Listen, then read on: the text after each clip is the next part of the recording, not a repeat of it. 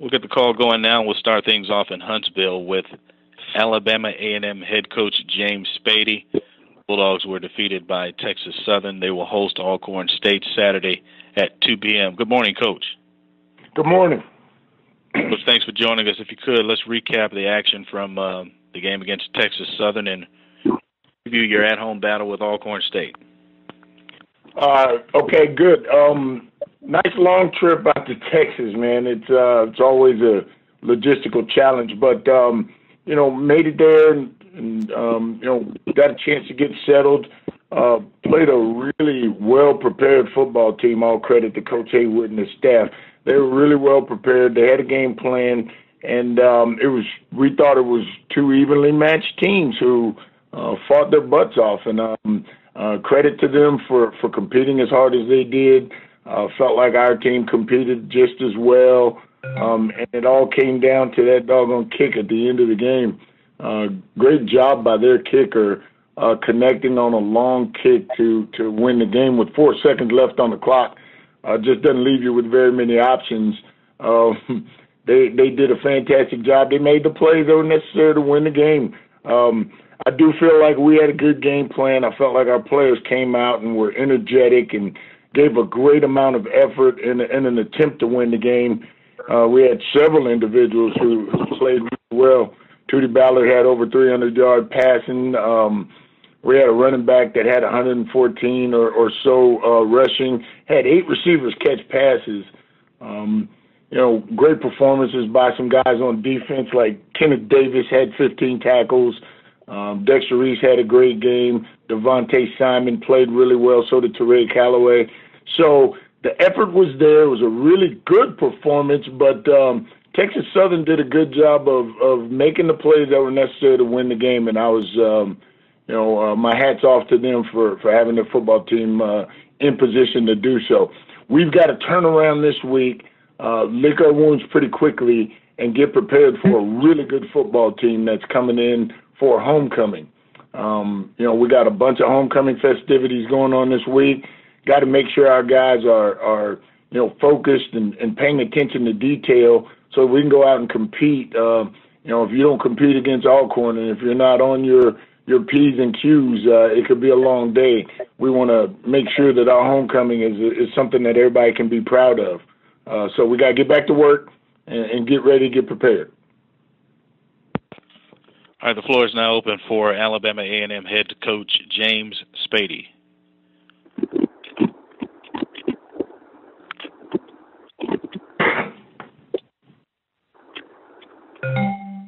Coach Spady, Trevin A. Jones, SBN Sports. How you doing, Coach?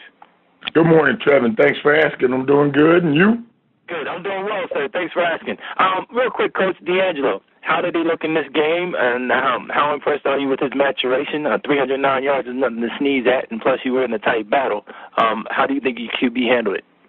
Well, I tell you what, I'm so proud of him just from the standpoint that not very long ago, about the last 2 or 3 games, excuse me, Tootie he wasn't playing very well. And he was challenged by his teammates. He was challenged by his coaches. And the last 2 games, we've seen the Tootie Ballard that's necessary for us to move forward. His improvement has been obvious. It's been significant.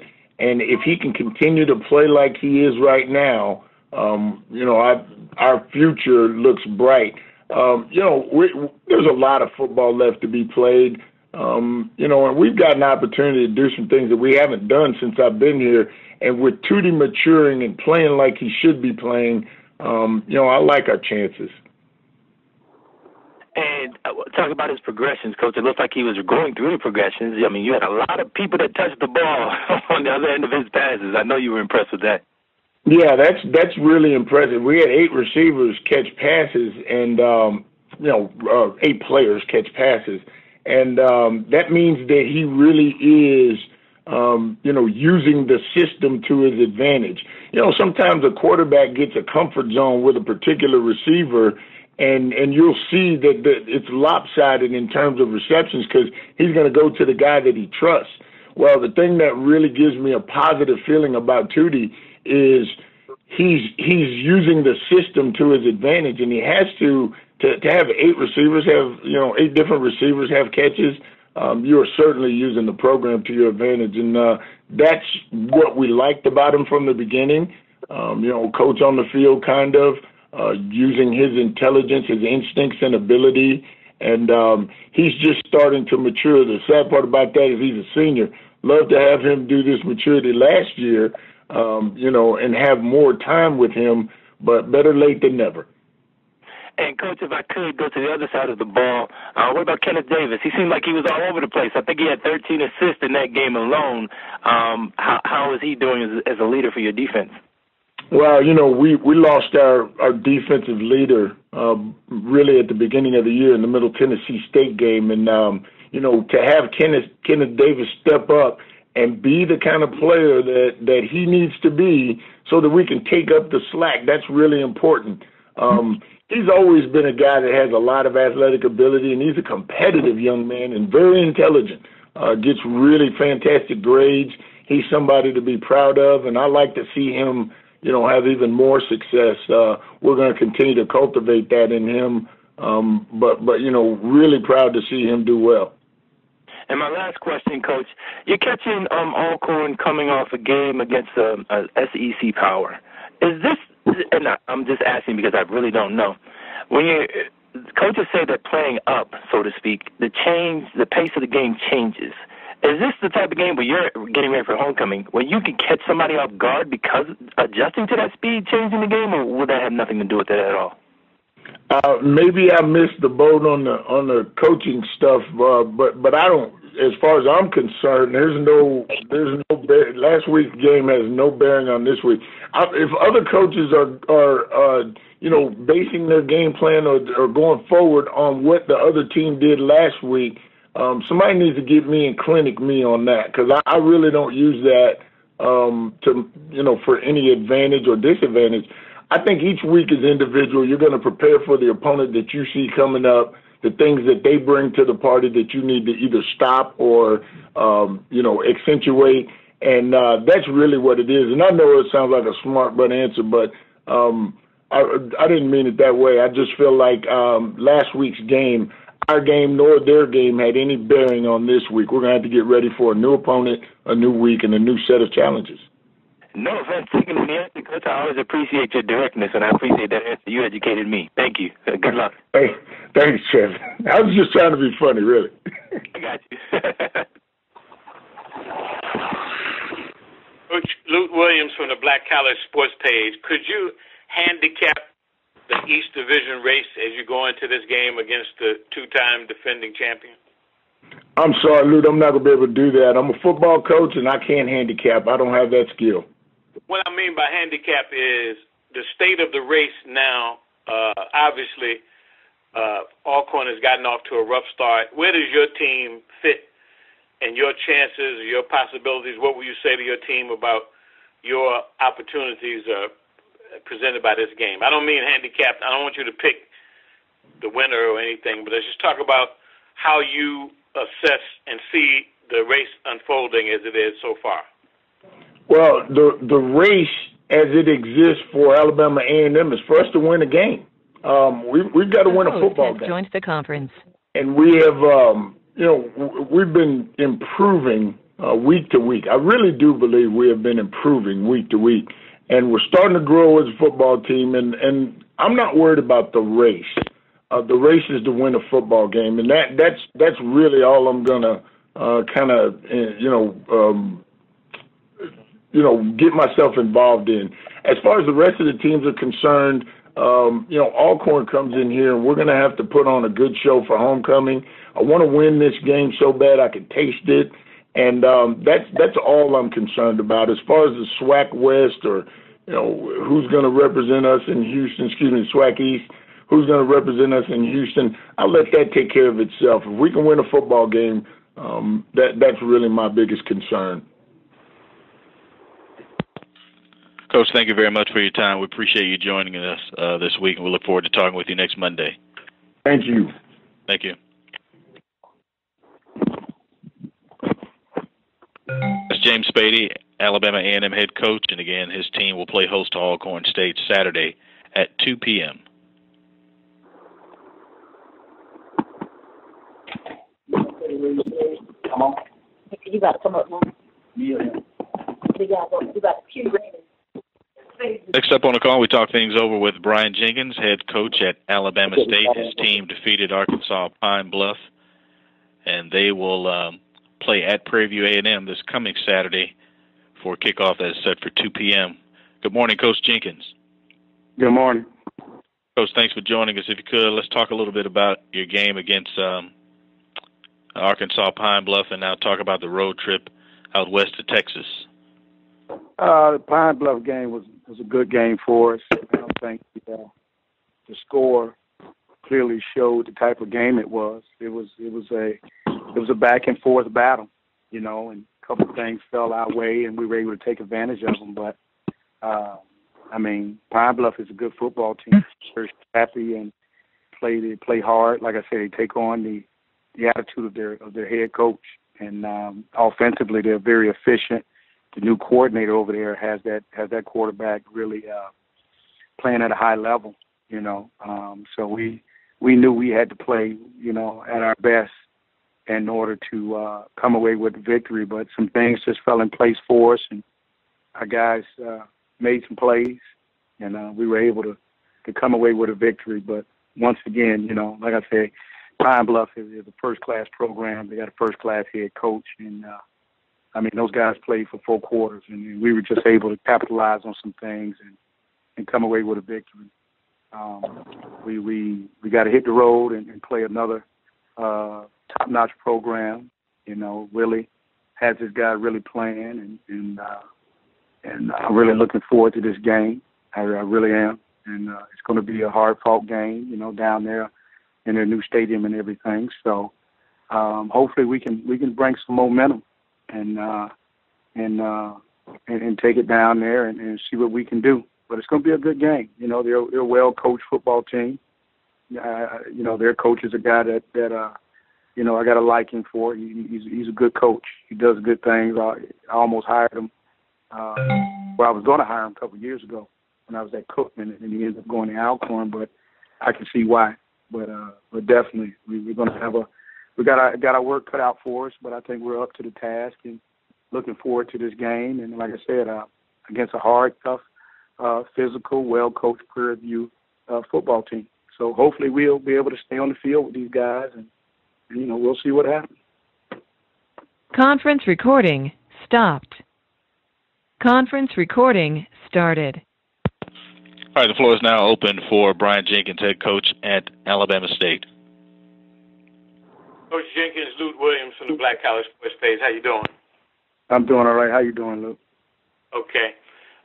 Difference in the Pine Bluff game, your ability to run the ball and limit their ability to run it? But I think the difference is we just had a different attitude, a different approach to this game. We changed some things around during the week.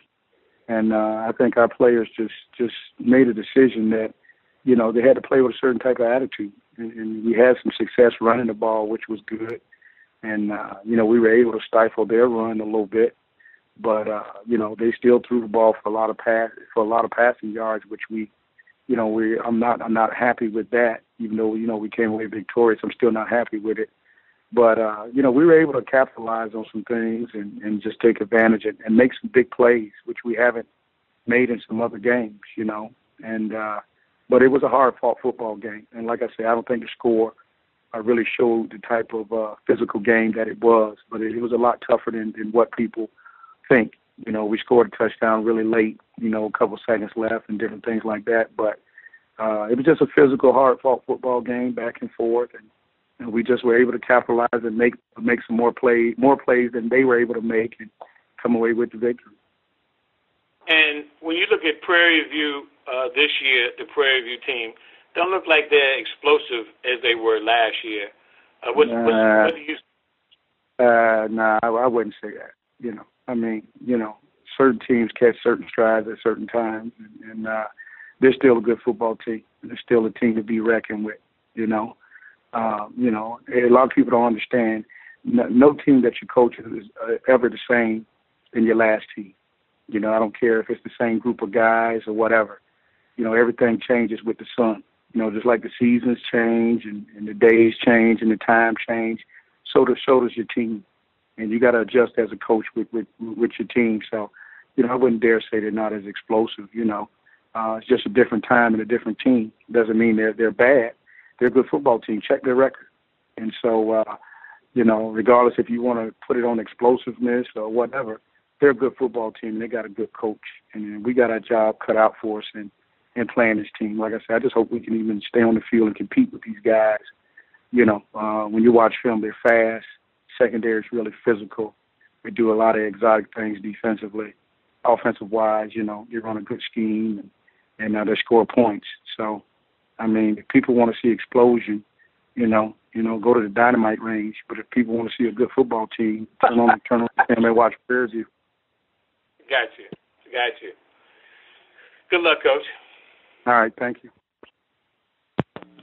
Still taking questions for Brian Jenkins, head coach at Alabama State. You can use the command *6 to unmute your phones. Coach Jenkins, Chairman A. Jones, SPN Sports. What's going on, Coach? Hey, how you doing? I'm doing well, sir.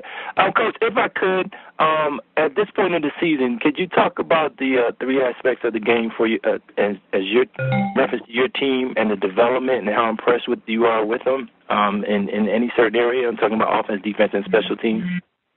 Well, the one thing I'm impressed with my team is that, you know, they show perseverance and endurance. You know, of course, the season hasn't went as we have planned and the way we've worked for it to go. But they still have shown a great attitude and perseverance and endurance. And whenever you got a chance for young people to understand that, then, you know, those are things that's going to help them in life. So that's something that I've been impressed with, just the overall work ethic and attitude, you know, because they could easily have hung it up and say, hey, it's over with, you know, this and that. But nevertheless, you know, they found something in themselves to come back even stronger.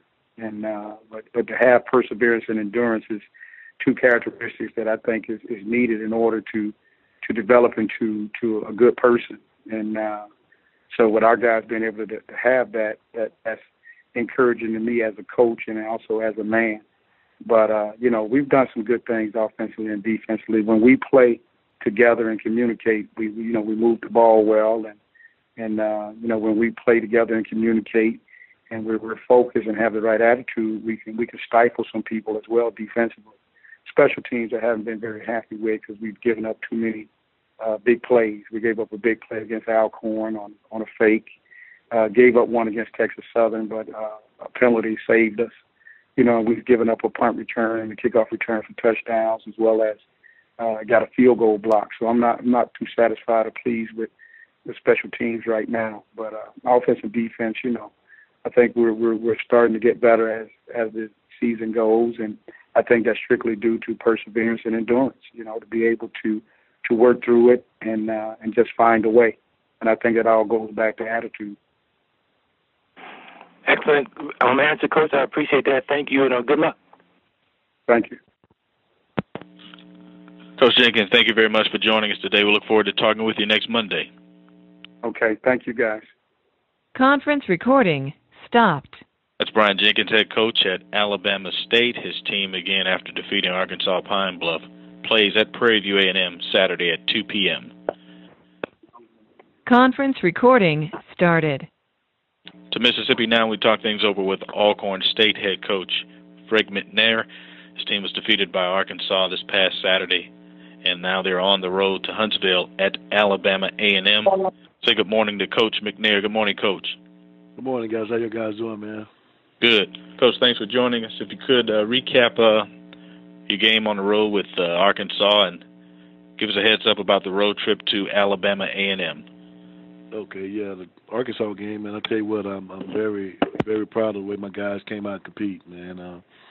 You know, just playing a power team like Arkansas, you know, the guy was up for the task, you know, just playing 5 offensive linemen the whole game and giving up 1 sack. You kind of be pleased against those guys, where they perform at that level. You know, and defensive-wise, I'm kind of pleased where the guys came out and just played hard. We had a 4th down stop there that was pretty big, and So like I said, a good power team like Arkansas, you know, you just being able to stand on the toes and fight with them in the battle, you know, just I think that I was very proud of those guys when they fought and they competed.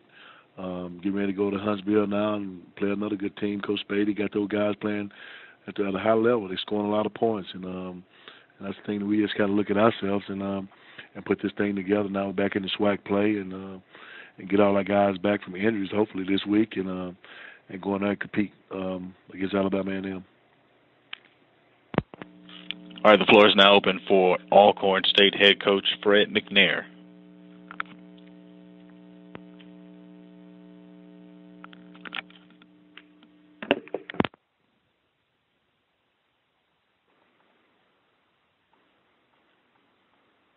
Coach McNair, Trevor A. Jones, SBN Sports.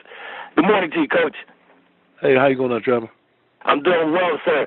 Coach, I asked Coach Spady this earlier. Now I'm going to ask you, coming from the game that you just played, SEC Power, I've heard coaches say that the speed of the game changes when you, and for lack of a better term, play up.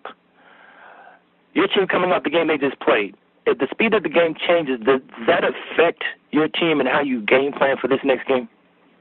Well, the biggest thing is, you know, and like I told the guys last week, we were making preparation for that Arkansas game, you know, and with the speed and the strength and the caliber players you're going to be playing against going to be totally different, you know, and, you know, just going in and be able to compete against an Arkansas team that was a powerhouse, ranked in the top 25, you know, it says a lot about our guys' character, you know, the way they fought in that battle, you know, and came out and played hard throughout the whole game, and now you're changing engine now and have to come down and play in our SWAC division, you know. As far as that, hopefully that play that they played against Arkansas will carry over in the Alabama A&M game. You know, it always kind of like say that you play at that intensity that you played against Arkansas, and then you carry that over into an Alabama A&M game, and you hope for the better in that game against Alabama A&M, that the kids just come out and compete just like they did against Arkansas, you know, and just fight, you know, just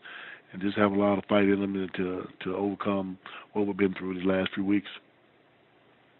And playing against Arkansas, is there anything that you saw on your team that just caught your eye, like maybe raised an eyebrow, maybe surprised you a little bit in the way that your team battled?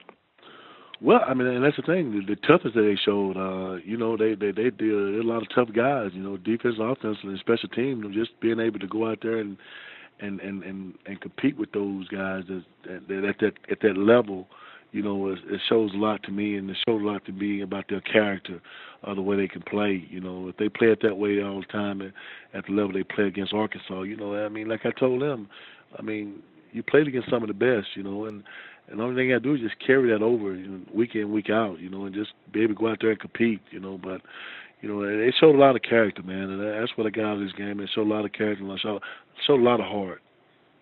And my last question, Coach Noah, how was his development throughout that game, and how impressed were you with his performance?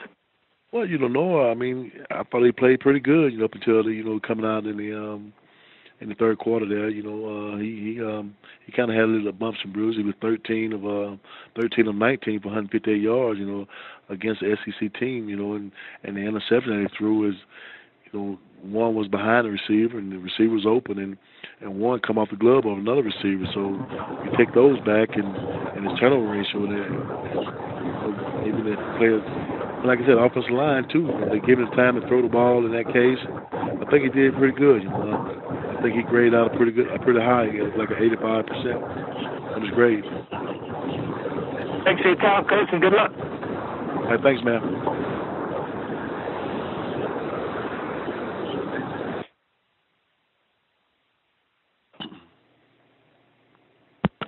Still taking your questions for Fred McNair, head coach at Alcorn State.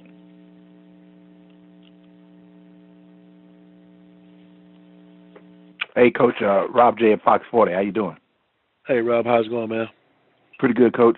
Coach, right now, you know, at this part of the year, how would you assess your team? What would you, you know, say about your team? What do you know about them right now? Well, I know that they'll fight, and you know that's the thing that we try to build in these guys, or they just come out and battle, and with everything you do, being able to compete, day in and day out, and especially on Saturday when you go into ball games, you know. And I think they're defining themselves now as at what they want to be, tough and all that stuff. Now, you know, you talk about the games that we played, the games that we lost. You know, we're in all those games. You know, against Arkansas, Pine Bluff, and the Grambling game. You know, just got to go out and finish games. That's the biggest thing that we have to do. Just finish ball games and not have any turnovers. That's the biggest thing. Okay, thank you, Coach. Best of luck to you. Yes, sir. Thanks. Coach Ty Miller from Sheridan Broadcasting. Good morning to you. All right, Todd. How's it going, man? I'm good, Coach. The race in the SWAC East is far from over. So can you explain to us what you've been talking to your team about? Because although you can ill afford to lose this weekend against Alabama A&M, can you talk about how far the race has to go? Well, you know, the biggest thing, I don't really get into that. You know, I just tell the kids, you know, just to come out and compete every Saturday. Win every Saturday, you know. You win every Saturday, everything else will take care of itself, you know. And for the last 2 SWAC games, we haven't did that. So now, you know, you put our back against the wall, and we're, you know, we just had to just come out and fight against a pretty good Alabama A&M team this week. And we're in a situation now where we really have to win this ball game to stay in the stick of things. And, you know, that race in the East, man, it's going to be tough. I mean, it's going to be a battle to the end. So we just have to just come out and just compete every Saturday when we start playing these teams. Now we're back in the SWAC play, and that's most of the thing I talk to them about. I just come out and compete every Saturday, and win and take care of yourself. You come out and compete and play hard every Saturday, you know, everything else will fall in line. You know, the East and all that kind of stuff, we'll be there in the end. Thank you, Coach.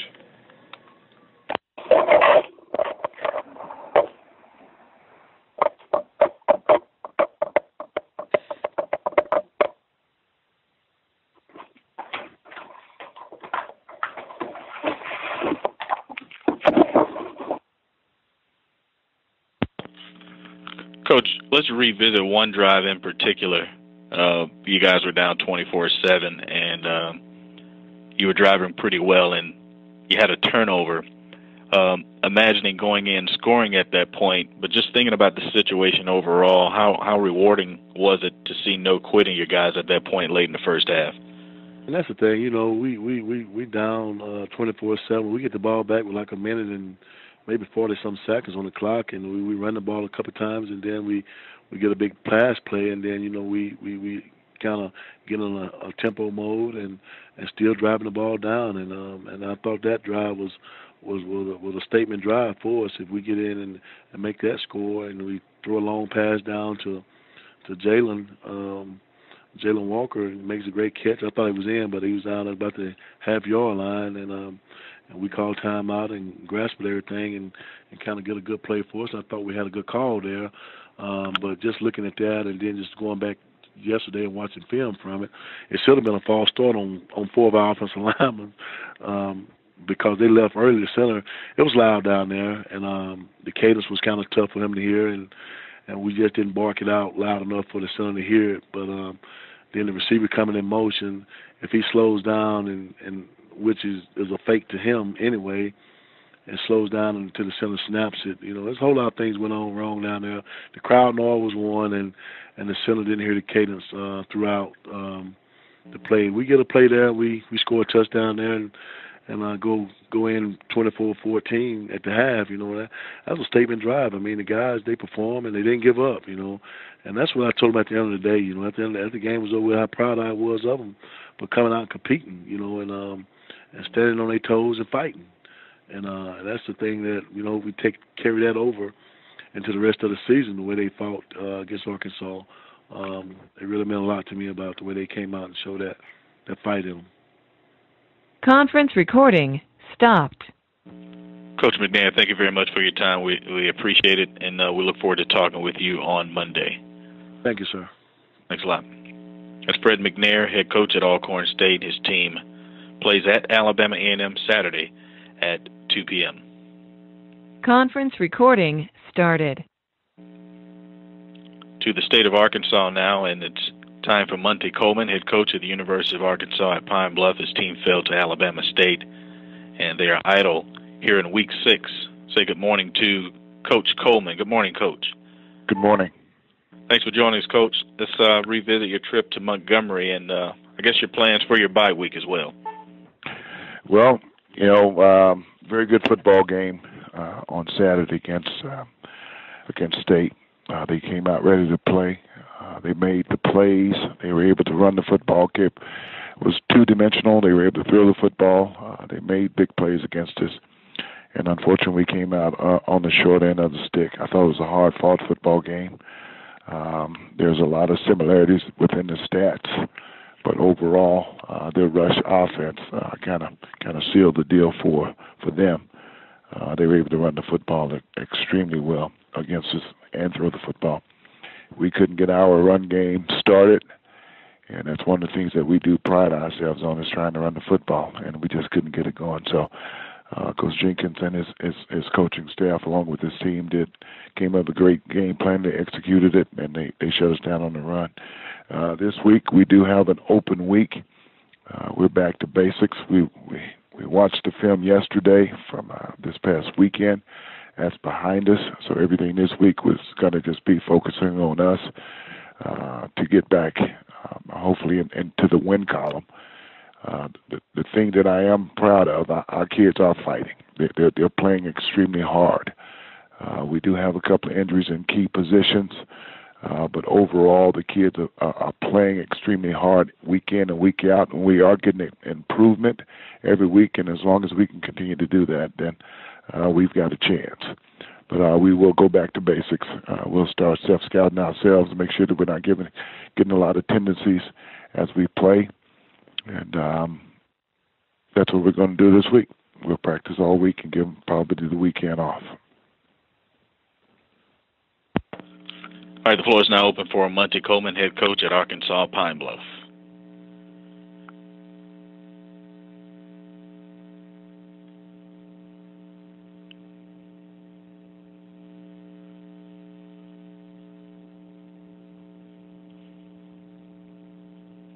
Coach Coleman, Trevor A. Jones, SBN Sports. How you doing, Coach? I am doing good. How are you? And well, sir, thank you for asking.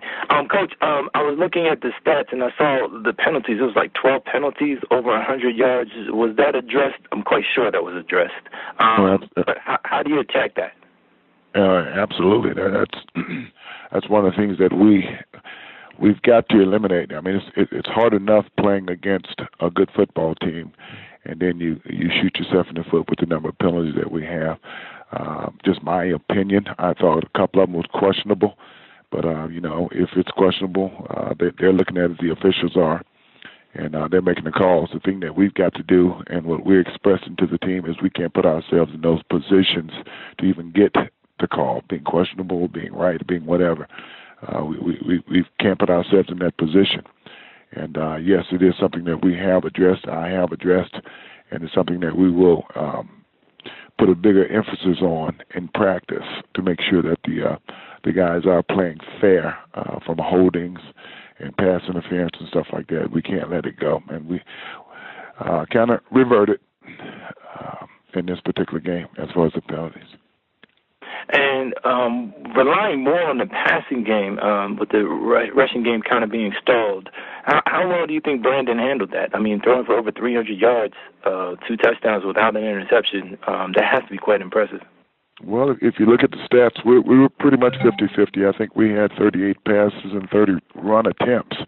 Unfortunately, for the run attempts, we just didn't get the yardage like we wanted to. We never got it going like we wanted to. Then when you get sacked or you have a snap over your head or you lose yardage, it takes away from your run yardage. And that was the case in this one. We ran the ball. We just weren't as effective running the football. As far as the number of times, we ran it pretty much equal. We pride ourselves on being relatively balanced. And with this one, like I said, we ran the ball at 30 attempts. And I think 36 or 38 attempts passing the ball. If we could have gotten the running game going and Brandon being as efficient as he was throwing the football, could have been a better football game for us, possibly put up more points. But we just never got the run tack going, and we've got to do a better job protecting the quarterback from sacks to make sure that it doesn't subtract from our run attempts, or not attempts, but run yardage. And in this time off, Coach, I saw you scored 7 points in the beginning of the game, very beginning of the game. Are you trying to get the team to get off to a faster start throughout the first half, or are they right on schedule as far as the development and getting into a game and getting started? Well, the thing that we talk about week in and week out in practice and in the game is getting off to a fast start. It's important for us to get off to a fast start, and that's both offensively and defensively. And the second thing, which is of key, is finishing. We've got to finish. And, sometimes you get behind in a game and you got to throw the football a little bit more than you really want to. And all of that plays effect. But, yes, we definitely want to get off to a fast start and finish. Make sure that we're playing 60 minutes each game. Coach Coleman, thank you for your time, sir. It's always appreciated. Thank you. Hey, Coach, good morning to you. Ty Miller from Sheridan Broadcasting. Good morning, Ty. How much of a help is it that you're off this week in preparation for homecoming and not have to do that in just 1 week? I think it's important. We've got some guys with some boo-boos. Give them an opportunity to get well so that we can be full strength when we get to homecoming. So the bye week couldn't have come at a better time for us right now. Give us an opportunity, like I said, to go back and self-scout ourselves to make sure that we haven't become complacent within areas of consistency.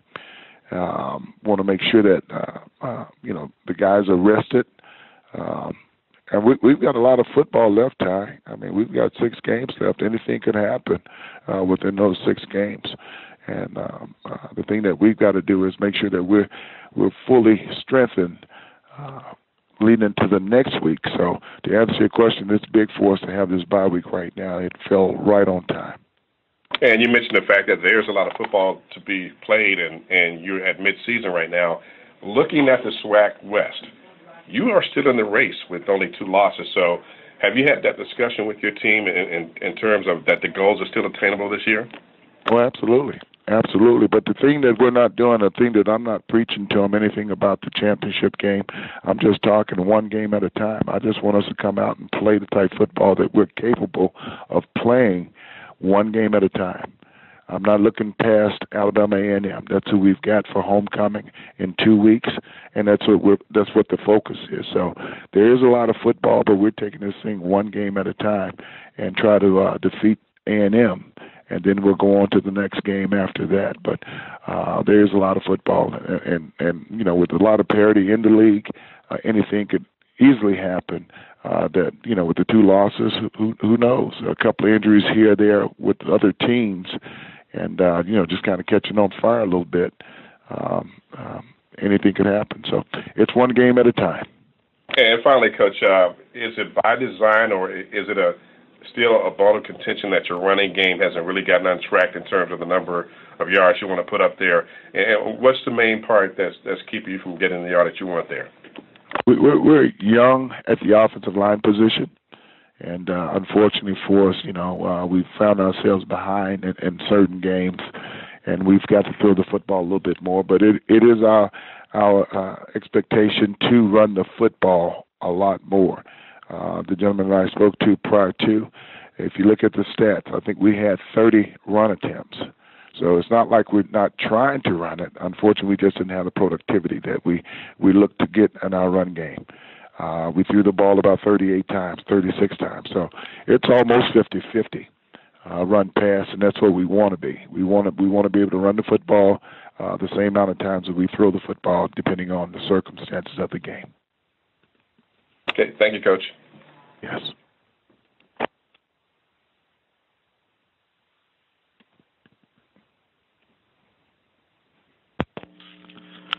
Do you have any more questions for Monte Coleman? Coach, thank you very much for your time. We appreciate you joining us, and we'll talk to you on Monday. Thank you very much. Thank you. Conference recording stopped. Next up on the call, we talk things over with Broderick Fobbs. Conference recording started. At Grambling State University, and Coach Fobbs' team defeated Prairie A&M in the State Fair Classic. They are also idle this week. Say good morning to Coach Fobbs. Good morning, Coach. Good morning. Coach, thanks for joining us. Let's recap the State Fair Classic and I guess talk somewhat about your plans during your off week. Well, I tell you, it was a great atmosphere for football, great weather, great venue, one of the most historic venues in all of college football.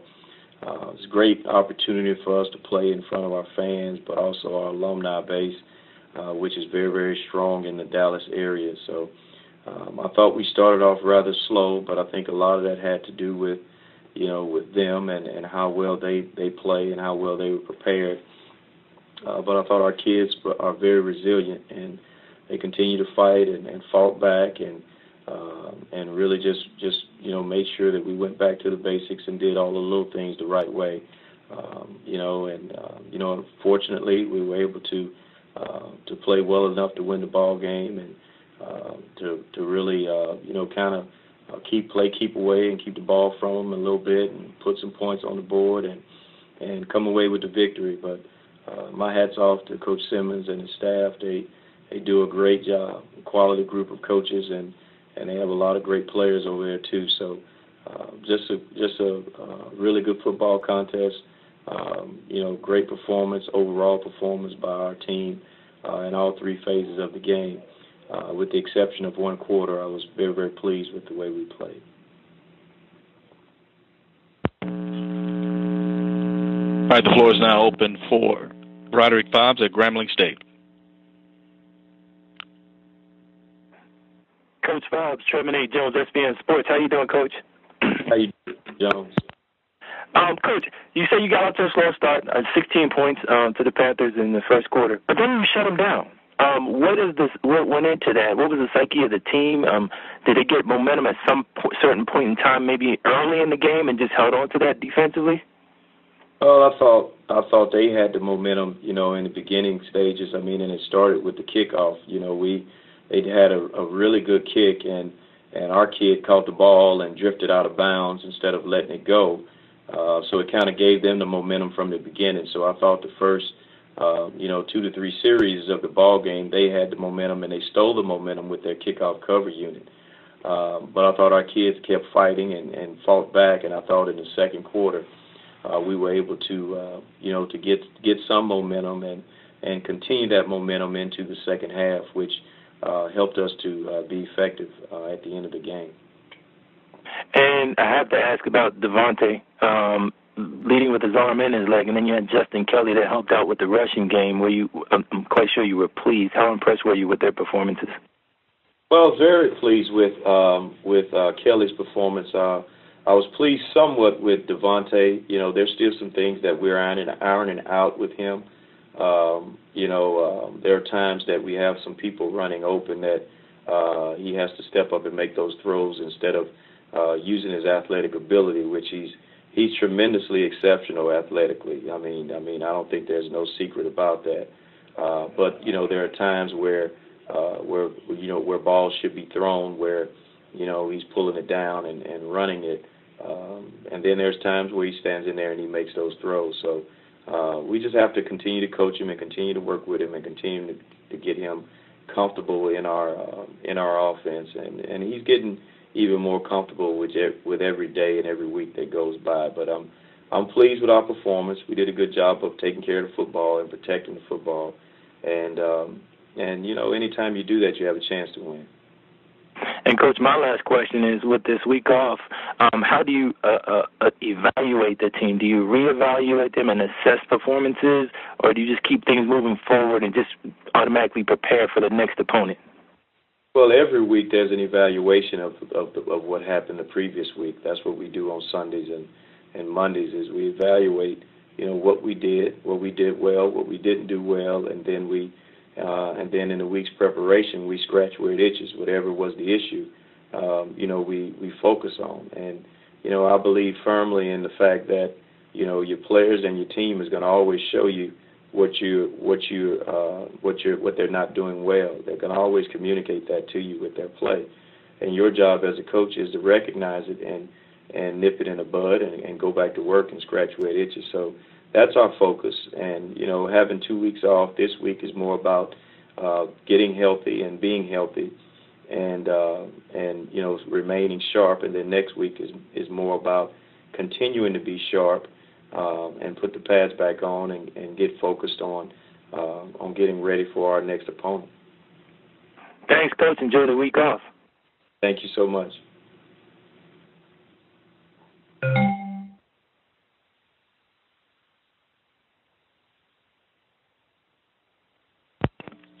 We're still taking questions for Broderick Fobbs, head coach at Grambling State.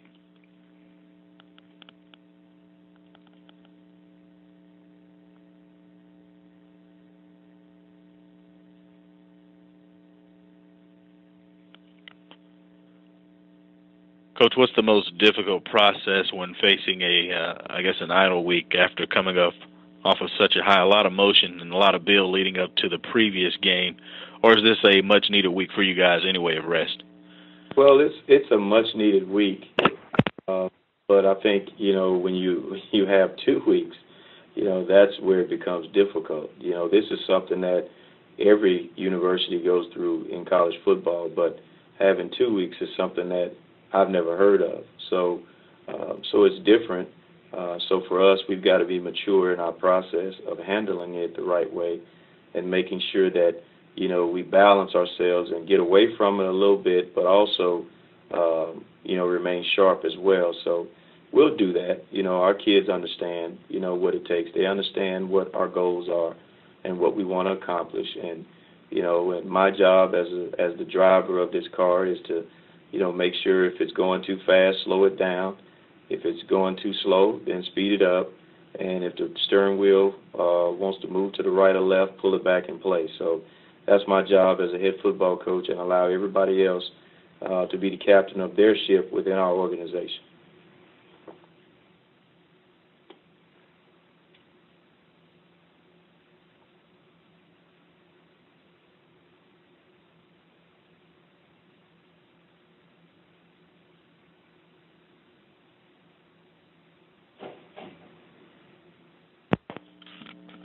Any more questions for Broderick Fobbs at Grambling State?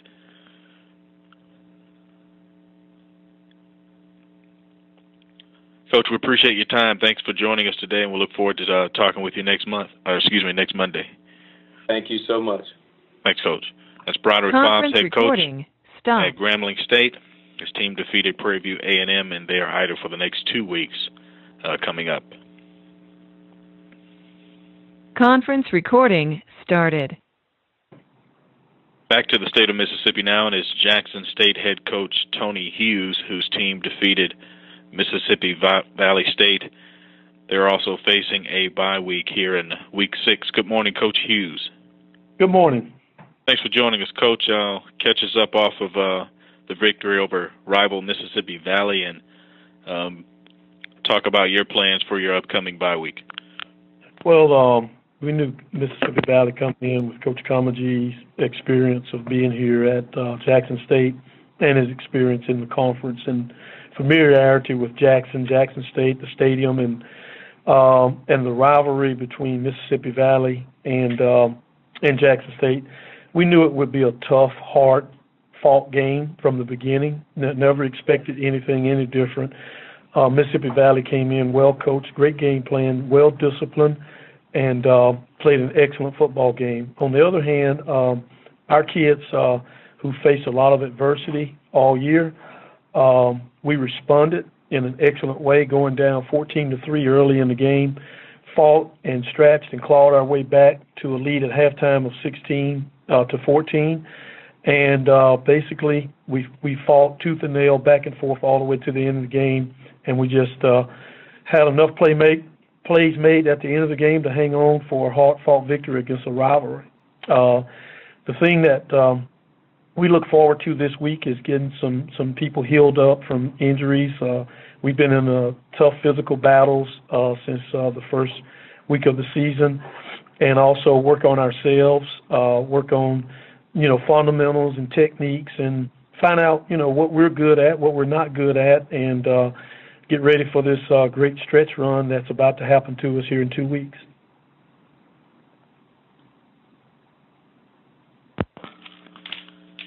Floor is now open for Tony Hughes, head coach at Jackson State. Hey, Coach, Daniel Pauling with the Clarion Ledger. Good morning, Coach. And I was just wondering, how do you approach this week in terms of practices, considering it's a bye week? Are you a little bit more physical? Is it a little bit more like spring workouts where it's more about instruction? How do you all approach this bye week as opposed to, a normal game prep week? Well, what you do is you go out and you work on fundamentals, and you can't stop being physical because you don't want the first time you hit somebody is a week from now, but not as much physicality, but you still got to keep your knife sharp and be ready to go in 2 weeks against a great Southern team. So what you have to do is you have to find that midpoint area where you're not burning them out, but you get a chance to get some guys healed up, get some guys well that may be bruised and banged a little bit, and stress the fundamentals and a little bit of spring training, but not wholesale spring training. And you got a game plan because you got a great team coming in, one of the best teams in the conference, one of the best teams in the nation, one of the best teams I've ever seen that is coming in here in 2 weeks and they're coming off 2 weeks without a game, so they'll be fresh and ready. So we don't want to burn our kids out, but at the same time, we got to find that common area where we are ready to go and also still stay sharp. You mentioned getting healthy. Is there anything else you want to accomplish out of this week? We got to get better at what we do. The plays that we run on offense and the calls that we make on defense. And we got to get better at tackling. We got to get better at blocking. We got to get better at protecting the football. Just the basic core things that we do every single week that we play. Now it's a chance where we don't have to work on game plan and scheme as much, but we can go now and stress more tackling. We can stress protecting the ball. We can add, a 5-minute period to one of the individual periods and more stress on those things and put it more in our mindset, or these are the things that we're going to have to do as you play great teams down the stretch. What did you see out of Javancy? Obviously, he didn't play 2 weeks ago, but he came back. Looked like he was still wearing a little bit of a brace, but what did you see out of Javancy against Valley? Well, I think he played an excellent game. I think he had 5 tackles. I don't have the stats in front of me, but 2 or 3 tackles for loss, quarterback pressure. He caused the fumble and created a fumble. That was a big play in the game. So, I thought he came back and played an excellent game. And Christian, what has he provided y'all in the kicking game, the punting game? What has Christian kind of given y'all? Seems like he's been a strength this season. No question. I mean, he's in most categories. He's ranked as one of the top kickers and punters in the league, and at least in the upper echelon of both. And he's definitely been a pillar, and our kicking game has definitely been an asset to our team. And so we've got to continue to play well, and he's got to continue to have a great year for us. When you have someone consistent like that in that role, just what does that do for a team? What does that do for an offense? Well, when you get in the red zone, you have to score points. And the other night, the one field goal that he made was the difference in the game. He missed one, and he made one, and the one that he made is what put us over the top. Definitely. And last question, Coach. I know you guys have Lamontiez and Dan out of East St. Louis. I think you have a true freshman on the team out of there as well. Just having Dan and Lamontiez, does that kind of open that city up to you? I mean, just seeing the success they had here at Jackson State, does that kind of open up East St. Louis for you guys? I mean, how hard do you recruit that city in that area? Well, I think the East St. Louis connection to Jackson State goes back years before I ever had a conception of coming here being the coach. And there was a unique connection there. I think there's an alumni base there that's very strong. So they've been sending kids from East St. Louis to Jackson State, I would say, for 30 years or more. Okay. All right. Well, thank you, Coach. All right. Thank you, Daniel.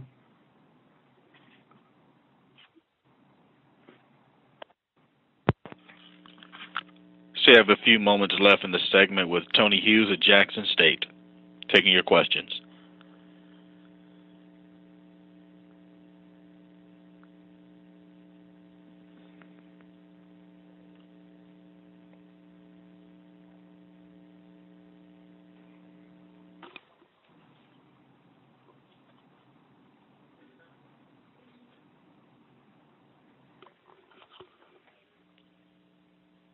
Coach, are you feeling a little bit better about your running attack now, especially after Jordan Johnson's 116 yards? Well, for 2 weeks in a row, we've rushed for right at 200 yards. I mean, I think it's 198 and 198, and some of that was on the kill the clock. Some about 4 yards minus yardage on kill the clock for 2 weeks. So if you average 200 yards a game rushing the football, and you're stopping the opposing team from running the football, we've held our opponents from running football 3 weeks in a row under 100 yards. Grambling under 100, Pine Bluff under 100, and Valley under 100.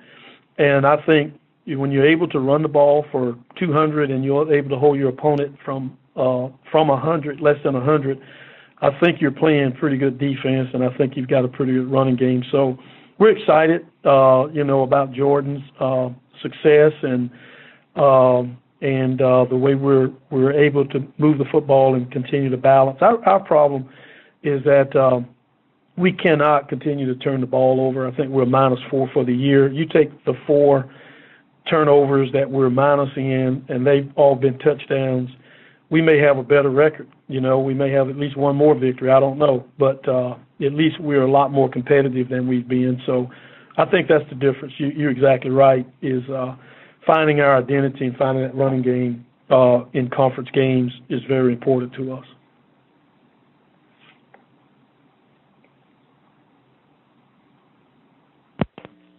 Do you have any more questions for Tony Hughes at Jackson State? Hey, Coach, thank you very much for joining us. We appreciate your time. All right, thank you. Conference recording stopped. It's Tony Hughes, head coach at Jackson State, and his team, again, after defeating Mississippi Valley State, they're facing a bye week here in Week 6. Conference recording started. Rick Comegy joins us next here at Mississippi Valley State. His team fell to Jackson State this past weekend, and they'll go out west and face Montana for a 3:30 Central Time kickoff. We say good morning to Coach Comegy. Good morning, Coach. Good morning. How are you this morning? Good, Coach. Thank you. If you could recap your action with rival Jackson State and preview this trip to the west with Montana this coming Saturday. Okay. Thank you. Well, I take my hat off to Coach Hughes and his staff. They did a fantastic job of game planning and getting prepared and organized, for this game. They guys looked good out there. They really did. And I was just happy that we were able to get down there and fight the way we did and do some things and be able to hang in that ball game and hopefully, there were several times that we could have been scored upon, but there were several times that we should have had scores on as well. We just let go some opportunities. I see where we let go about 21 points where, kids wide open and we don't see them and things of that nature. But that's football. It happens. They had a good pass rush and hurry and good things of that nature. Their defense played extremely well. I thought our offense could have done a few more things that we didn't take advantage of with the 5-1, 4-1 box. And we just, could have kept them off keel, but we just didn't do it. It didn't happen that way, and the game went all the way down to, no score in the second half by either team. It was up and down, doing those type of things. And so it stayed at 14-12, go for a field goal, and it bounced off the post, and could have put us up by 1, and you never know what happens after that because there was no other scores. And so, but they did a fantastic job. There's nothing you can say that our kids went down to play, their kids came to play, and we got to take it like that. We move on to the next one. We go to Montana now, which is a good football team. Got to fly up in there on on early Friday morning and get a little practice in and play them at at about 2:30 or so their time on that Saturday and see what we can do there. I think we got to be a better football team Saturday. I think we grew up a lot. I think our freshmen became sophomores became juniors, and juniors became seniors, and seniors can move on and they can talk about it with their families. But I think everybody grew and left that game with something positive, and it's life. Things aren't going to go your way all the time, but as long as you fought for it, and I think our kids really fought for it and went after it, and I'm very proud of them. But we got to move on now. We got 6 more games, and that one's over, and see if we can go and see what we can catch down the road.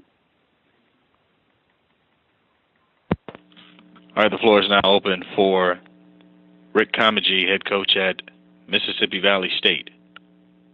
Hey, Coach, good morning to you. Ty Miller from Sheridan Broadcasting. Hey, Ty, how you doing this morning? I'm good, Coach. How did the game with Montana come about? Well, it came, I think they approached us with a letter about the possibility of playing, and of course, a lot of times you take on a game like that only because of sometimes basically revenue. It wouldn't be a game that you wouldn't take if it wasn't for revenue. And so you get in a game like that. I wish, maybe in hindsight that it was one of the top games that you play early rather than now that you're in season. But that's the way we signed up for, and there's no complaints or no regrets.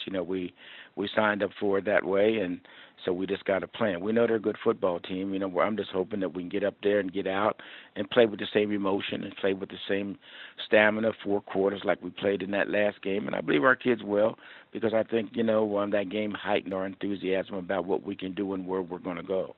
And so I'm happy about that.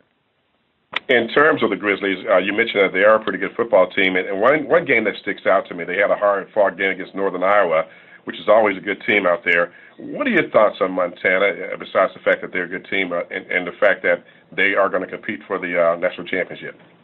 Well, the thing that we got to do is go in and grow from the game. We got to, we got to come out of that game with something. If we don't come out with a win, we got to come out with something that we know that we're doing well. We're looking to play well. That's all right now that we're looking to do is play well.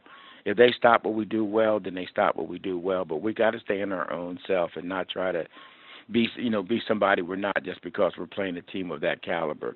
We just got to continue improving each week, and that's all I want this team to do is continue improving and getting better and better, because there's a light at the end of this tunnel here, and I can see it coming. And so, but we just got to continue just working and keeping them mentally fresh, and that's my job, to keep them mentally fresh, as well as the coaching staff. And so we're happy about going up there. We like, hey, why not test yourself against some of those guys? Let's see what you got and see what you can teach us, see what we can learn, and see what we can copy. But that's just the way I feel about it. I'm excited, and yeah, they're good, and they can blow you off the map, but yet and still, experience of a lifetime for a lot of our kids that really test out their wares. And so, Coach, are there any recruiting benefits to this game, as far as you can see? Well, I don't know. I don't know what recruiting benefits would be for this game, for travel or anything of that nature. I don't see that had been in development of, planning on this game to say, hey, well, look, we're going up to Montana. Come on and go to Valley. I don't feel that that's taken place or that happened. Well, Coach, good luck this week. Well, thank you, Ty. I appreciate it. All right.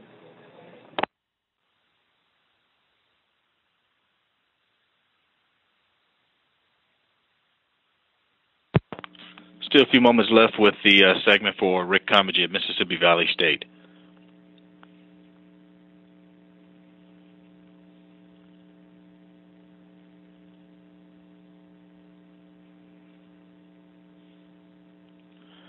Coach, somewhat football related, but none actually to the action itself. But talk about the feeling of seeing Jerry Rice down there on the field pregame before your game got underway, an alum of Mississippi Valley, and just very active, just looking at some of the scenes and photos from this past Saturday. Well, it was great. You hear a lot about Jerry. You see him on TV. You see his clips from highlights in the NFL game until you stand by him and listen to him talk. And I think that was good for all of us, all the kids, and just to see an icon that that is speaking to you, and they went through the same things you went through, or going through, and things of that nature. And so, I just think it was just a beautiful thing for our kids, something they can always remember.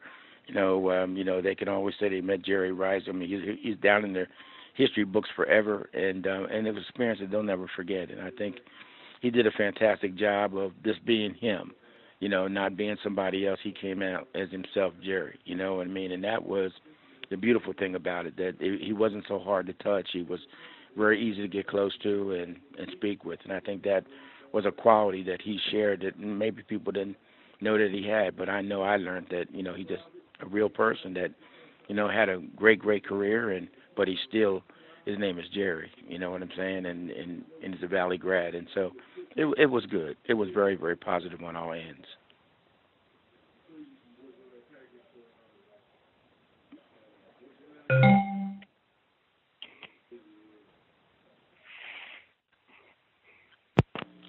Any more questions for Rick Comegy? Coach, thank you very much for your time. We appreciate you joining us today.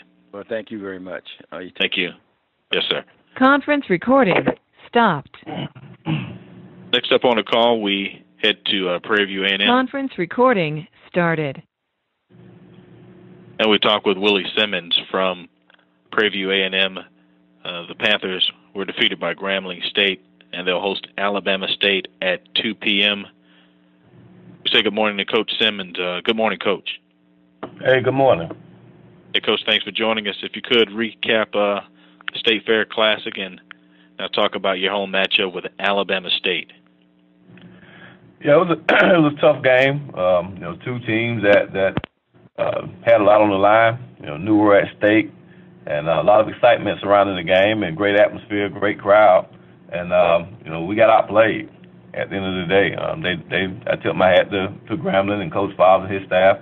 They got their guys ready to play, and obviously we didn't. And we jumped out early and maybe thought the game was going to be over, like they were going to lay down and give it to us. But they showed why they're the reigning divisional champs, and they stormed back and took the lead, tied the game up and took the lead and held on to that lead. Kept us out of the end zone in the second half, and began to do some good things offensively. So again, I give them all the credit.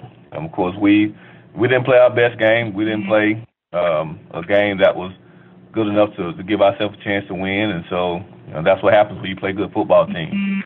So now it's time to lick our wounds, put it to bed, and get back to work and get ready for another tough game this weekend against an Alabama State team that won last week, and of course, I'll definitely be looking to try to continue their winning streak against us.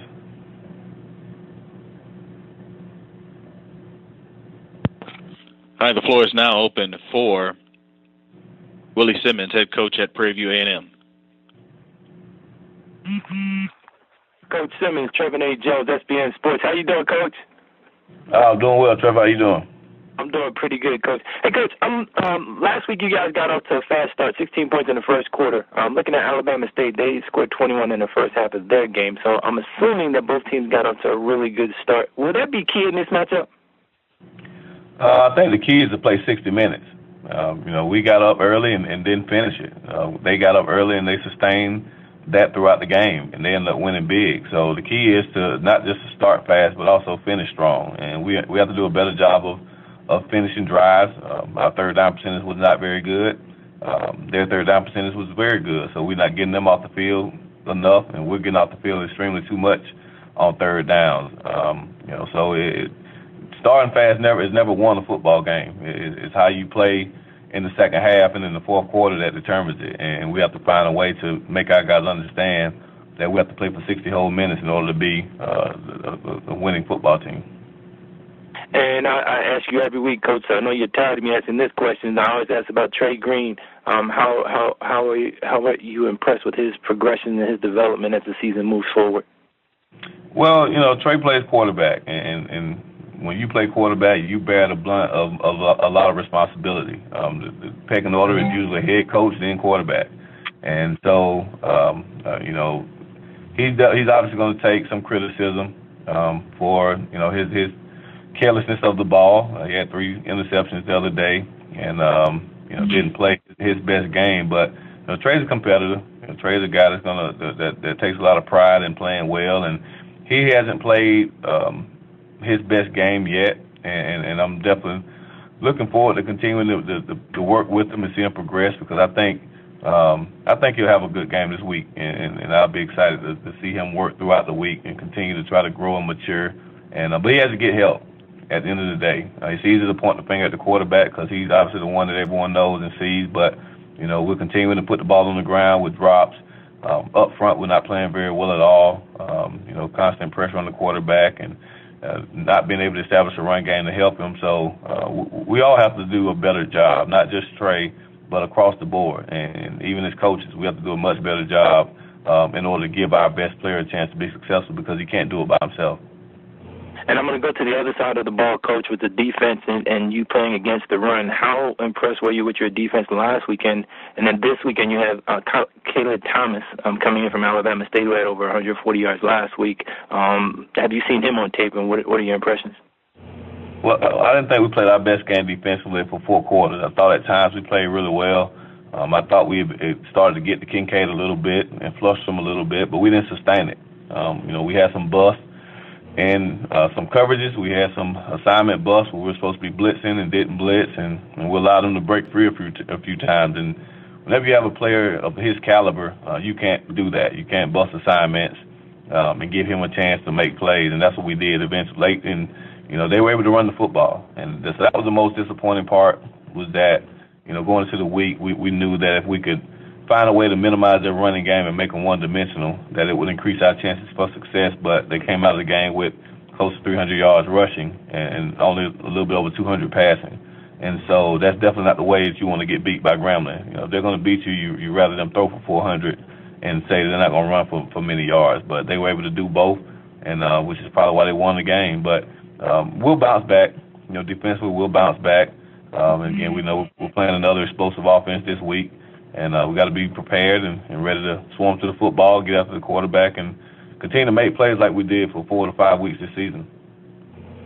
And the running back from State, Thomas, have you seen him on tape? And if you've seen him, what are your impressions of this young gentleman? I'm very familiar with Khalid. We're from the same area. We grew up about 20 minutes away from each other, and he's from Tallahassee, Florida. I'm from Quincy, so I know him. I know his brother.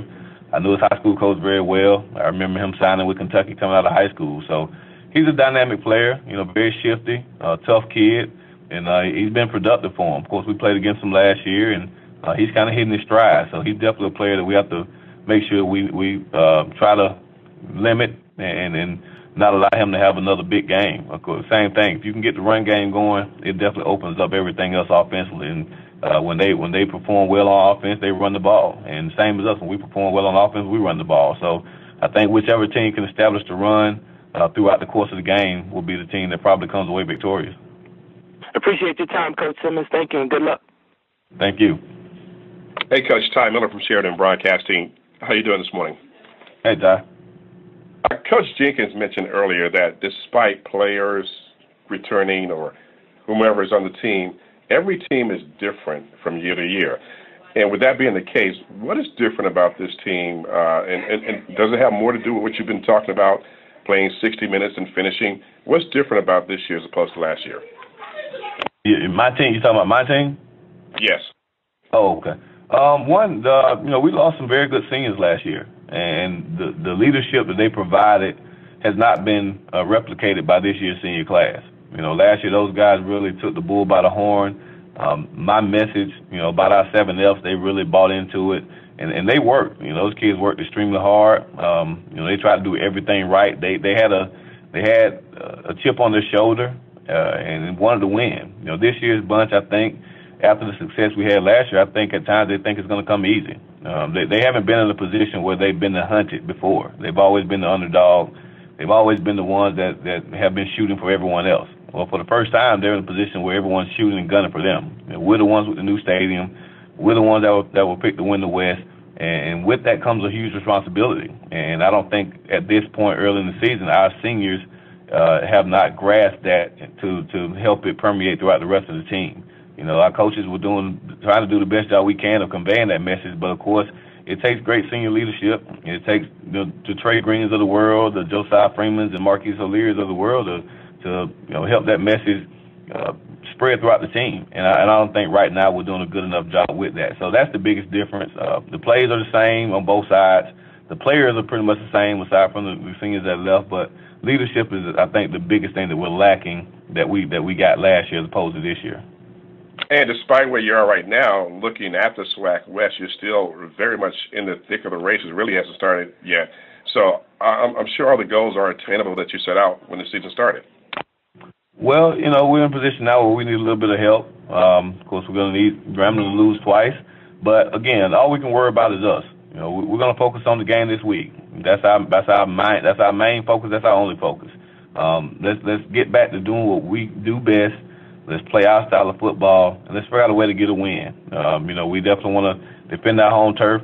It's homecoming, so there's a lot at stake in that regard, and you never want to lose homecoming, especially here at Prairie View. So, we have enough incentives to get back to work. And last year, losing to Grambling was our turning point last year. After that loss, we didn't lose again. The guys really started to work a little bit harder, so hopefully that'll be the same this year. That now, after we lost the game in conference, that we'll play a little bit harder, we'll practice a little bit harder, we'll pay a little bit more attention to detail, and begin to do the little things that we talk about all the time. Okay, Coach, have a good homecoming and have a good weekend. Thank you.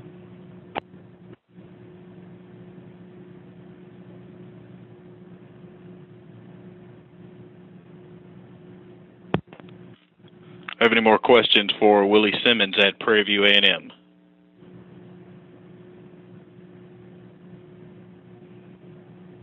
Coach, prior to you joining the call, Brian Jenkins had some pretty good comments and compliments about you and almost talked about you guys potentially working together and very complimentary of your styles. Your thoughts on Brian Jenkins as a coach? He's a phenomenal football coach. His track record speaks for itself. His resume speaks for itself. He's a guy that I had the opportunity to interview with some years back before I took the Alcorn job, and he's a guy I look up to. He's blazed the trail for a lot of us. He came in as a first-time head coach at Bethune-Cookman, who at the time hadn't been winning a whole lot, and all he did was win, I think, 4 straight conference championships. So he's a guy that brings a lot of passion, a lot of energy, but also a lot of life lessons. I think he does a great job of helping these guys understand what it takes to be champions on and off the field. And his teams are always well coached, and they always play extremely hard. So I have the utmost respect for Brian. I consider him a friend in the coaching profession, and it's always good to go against your buddies. And again, we'll talk this weekend, but we try to do a good job of keeping up with what we have going on, because it's 2 young black head coaches. We know that if we do what we're supposed to do, our futures are bright.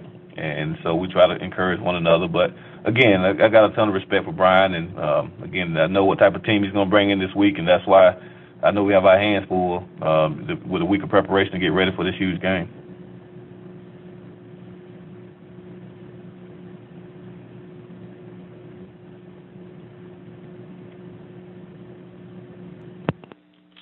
Any more questions left for Willie Simmons at Prairie View A&M? All right, Coach, we appreciate your time. Good luck to you this weekend, and we'll talk with you on Monday. All right, thanks. Thank you. Conference recording stopped.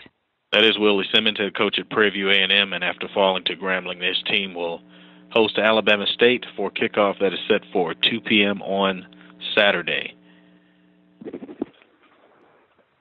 Conference recording started. Next up on the call, we travel to Baton Rouge, Louisiana, and after an idle Week 5, his team also has a bye week again here in Week 6. And we say good morning to Southern head coach Dawson Odums. Good morning, Coach.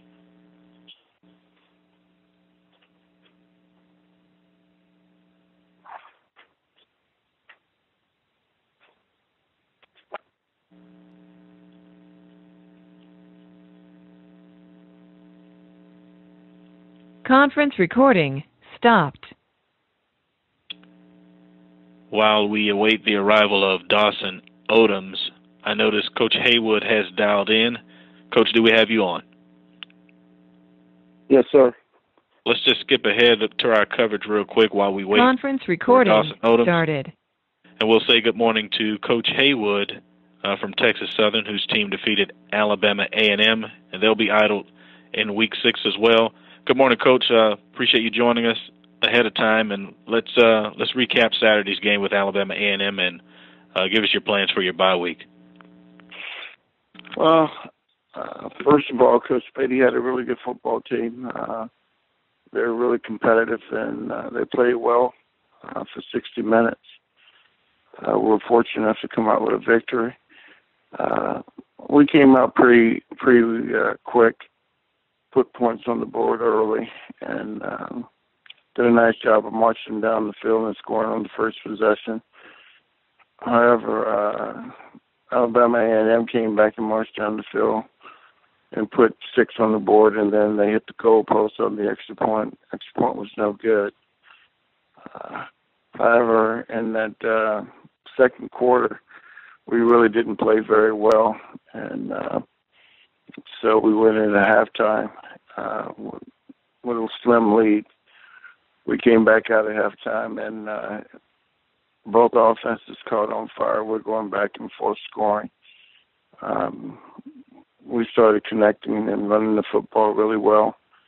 However, Alabama A&M really ran the ball well, and they really did a nice job of pounding us.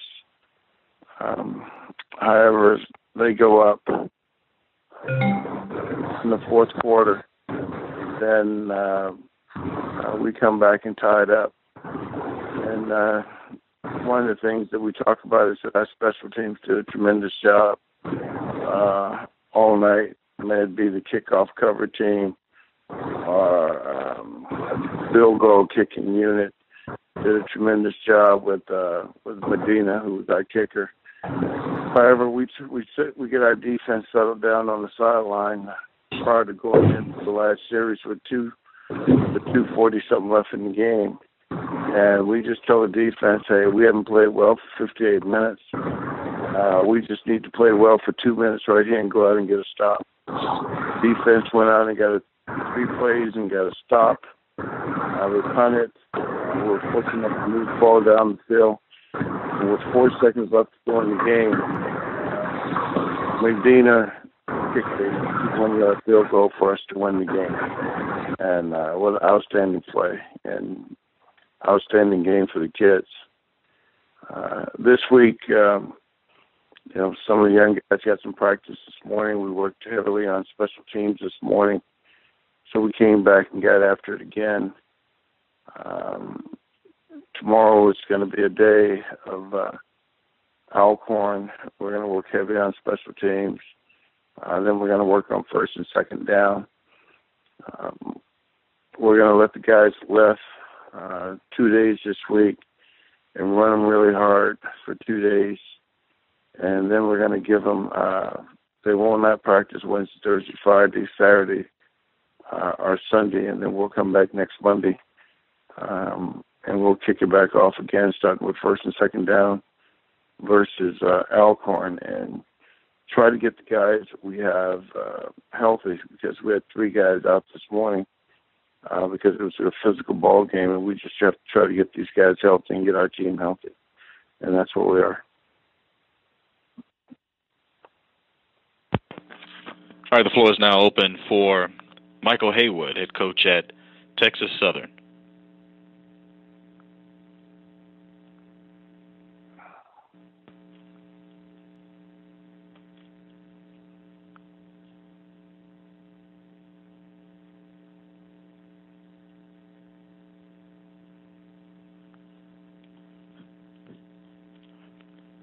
Coach, talk a little bit about the history now. Texas Southern first 3-game conference winning streak since the year of 2000. Your thoughts on that in your first year, being able to get those types of results early on in the season?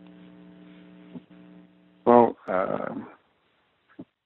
in the press conference after the game, Miss Kim Davis brought that up, and my response to her was like, "Oh, well, that's interesting. The only thing that we're really concerned about is Alcorn, because we're moving on to the next game." I think it's important for us just to take one game at a time. because we really don't have an experienced football team. And we have to focus on one game at a time, and whatever game is next, game in which we have to focus on. And they were talking about the homecoming game afterwards in the press conference, and I was like, I really don't know when homecoming is and who we play for homecoming, because it's not the next game up. And as long as we get our guys to only focus on the next game up, then we have a chance to be the best team on the field that day.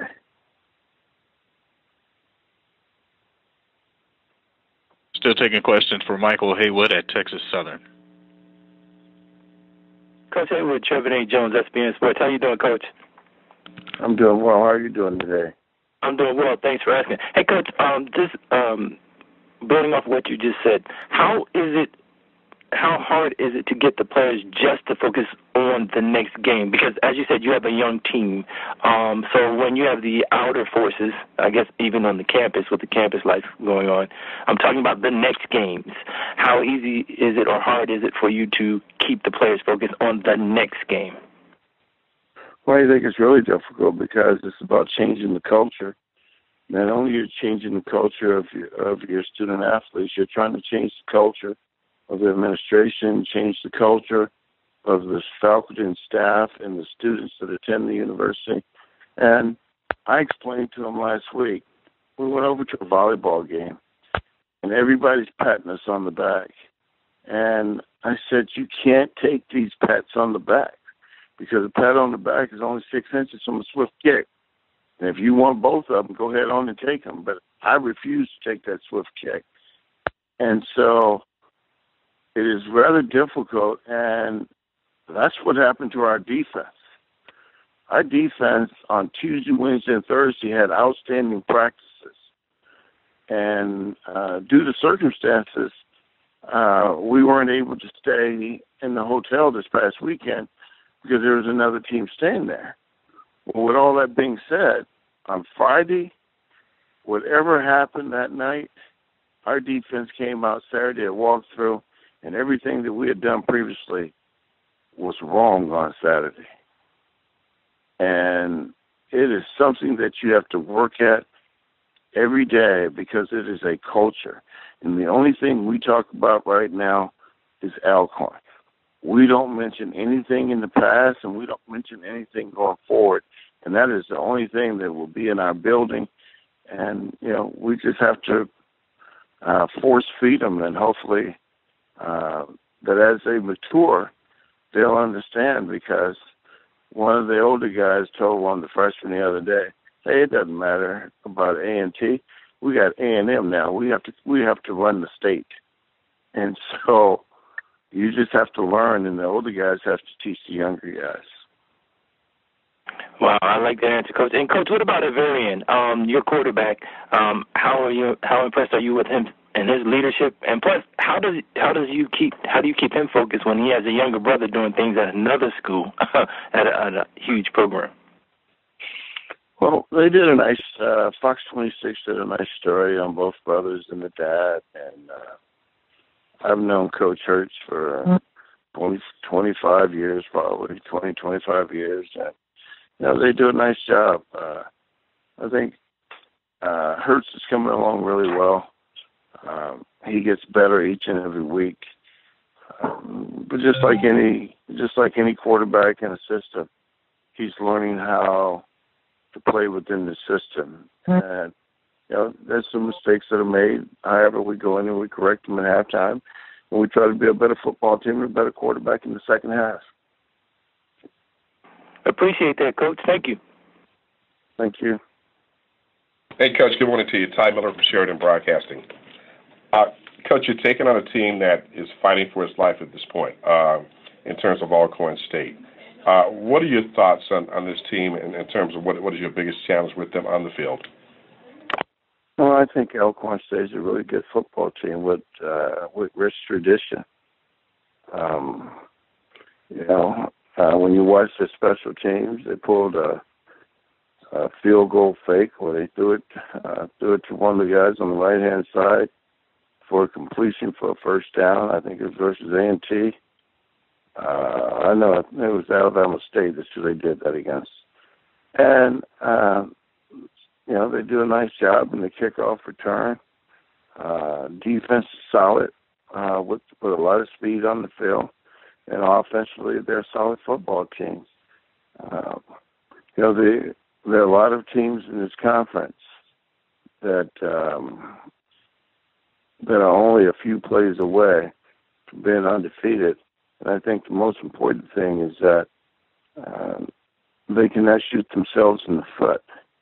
And we have to make sure that we force them to shoot themselves in the foot instead of us shooting ourselves in the foot. Because you go back and you look at our game versus A&M, Alabama A&M, and we're coming down the score, and we throw a pick in the red zone going in the score. I mean, those things are devastating, and it's hard to overcome those versus good football teams. And I just think that they're a really good football team, and we're looking forward to the opportunity to play them because it gives us an opportunity once again to test and see how much better we can come in the next 2 weeks. Hey, Coach, great comparison on a swift kick in the butt as opposed to a pat on the back. How did your players receive that comment when you told them that? They just look at me and they say, wow, there's no telling what he's going to say next. Okay, Coach. And they respond. I mean, they do listen. And the thing about it is that they respond well because we were in the press conference afterwards, and this has something to do with something else. It was a field goal, and Medina said, we have 9 guys up front committed to making everything go around. And that is the saying that starts off the field goal meeting every day. We have 9 guys up front committed to making everything goes around. And then the young man said, which makes my job easy, to only put it to the upright. And so they will repeat and remember whatever you say. Okay, Coach. Sound like some life lessons going on there, too. Thanks a lot, and good luck this weekend. All right, thank you very much.